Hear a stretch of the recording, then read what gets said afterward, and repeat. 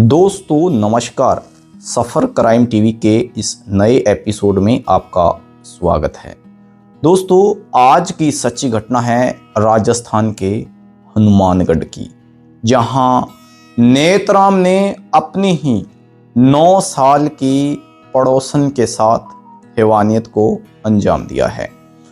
नेतराम एक private bank में job करता है, जो अपने पड़ोस में रहने वाले किराएदार, उनकी लड़की 9 साल की है, जिसको बुरी नज़र से वो हरदम ताकता रहता है।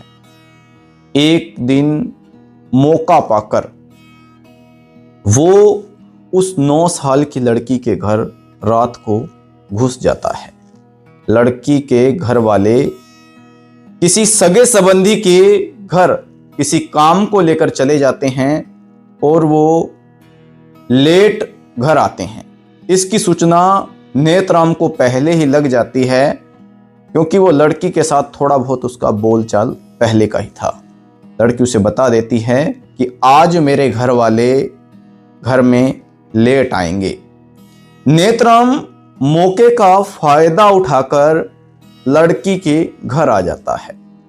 लड़की नेतराम को थोड़ी जान पहचानती थी, थोड़ा उसे पसंद भी करती थी, लेकिन उसे यह नहीं पता था कि नेतराम उसके साथ ऐसी हैवानियत का खेल खेलेगा कि जिंदगी भर उसको याद आएगा।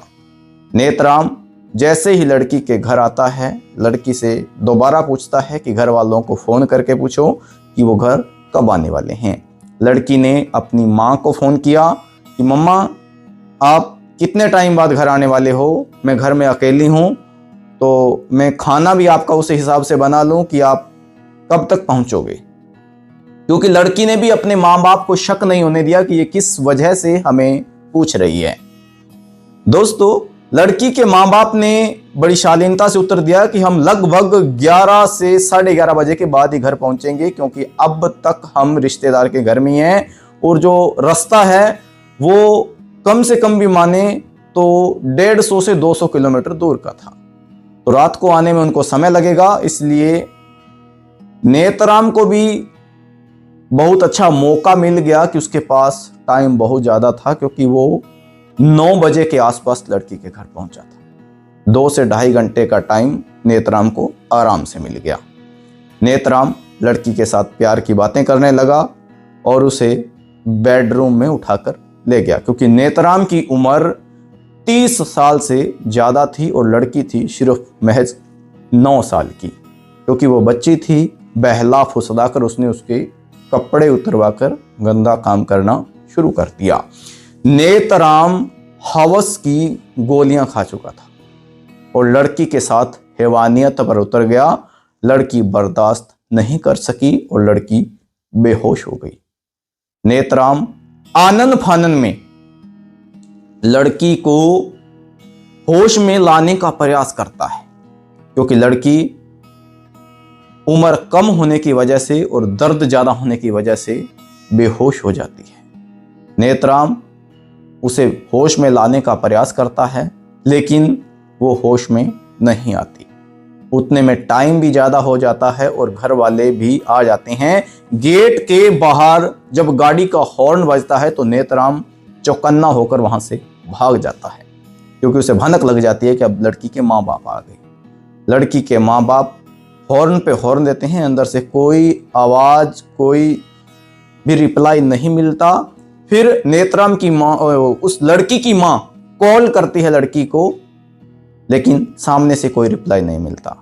दीवार फांदकर लड़की का पिता अंदर से गेट खोल के गाड़ी अंदर करते हैं और अंदर जाकर, मकान के अंदर जाकर देखते हैं तो उनके रोंगटे खड़े हो जाते हैं, उनके पांवों से जमीन निकल जाती है, क्योंकि लड़की बेहोश अवस्था में पड़ी थी और उसके कपड़े खून से लथपथ थे।